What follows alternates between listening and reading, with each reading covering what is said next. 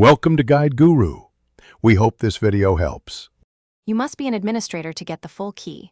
Once done, open Start and type CMD, then right-click Command Prompt and select Run as administrator.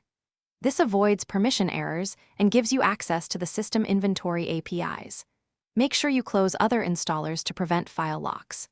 Now you're positioned to run the specific commands I'll give you. They read system data directly, so remain in the elevated window and follow the next step precisely.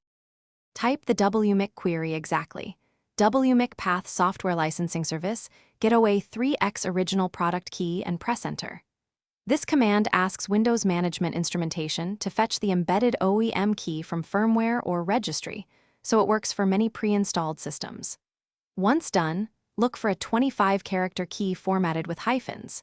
If you see no key, make sure the command ran in an elevated prompt. Otherwise, proceed to the registry method I'll describe next for deeper checks. After you get the 25-character key, copy it into Notepad to ensure no hidden characters. You can use it to reactivate or record for reinstallations. If the WMIC output is blank, try the PowerShell WMI call I just showed. Run it in an elevated shell because permissions matter. If both fail, your device likely uses a digital license linked to your Microsoft account. Sign into account. Microsoft.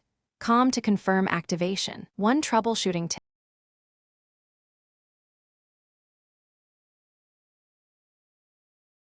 Thanks for watching. Consider subscribing if we helped you today.